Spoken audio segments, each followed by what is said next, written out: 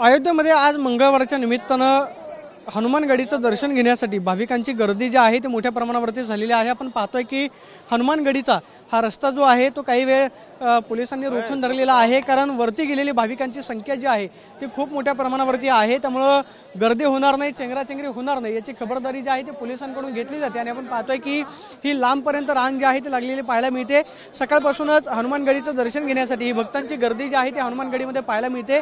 उत्तर प्रदेशचे मुख्यमंत्री योगी आदित्यनाथ हे सुद्धा काही वेळापूर्वी हनुमानगडीमध्ये आलेले होते आणि हनुमानगडीचं दर्शन घेऊन ते पुढच्या कार्यक्रमासाठी रवाना झालेले होते।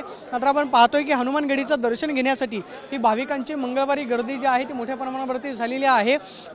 जागृत असं देवस्थान म्हणून या हनुमानगडीला ओळखलं जातं आणि मुख्यमंत्री योगी आदित्यनाथ त्यांच्या दौऱ्याची सुरुवात जी आहे ते अयोध्येमध्ये आल्यानंतर सुरुवातीला हनुमानगडीचं दर्शन घेऊनच करतात। त्यामुळे संपूर्ण अयोध्येतली 22 जानेवारीची तयारीचा आढावा जो आहे तो मुख्यमंत्री योगी आदित्यनाथ यांच्याकडून घेतला जातोय। मात्र आपण पाहतोय की मंगळवारच्या निमित्तानं हनुमानगडीमध्ये दर्शन घेण्यासाठी गर्दी जी आहे ती मोठ्या प्रमाणावरती झालेली पाहायला मिळते।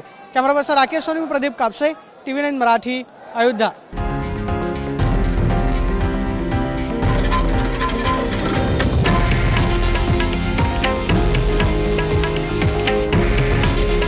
हे आहे देशातील नंबर 1 न्यूज नेटवर्क आणि आपण पाहत आहात TV9 मराठी। काळजी तुमची, हित महाराष्ट्राचं।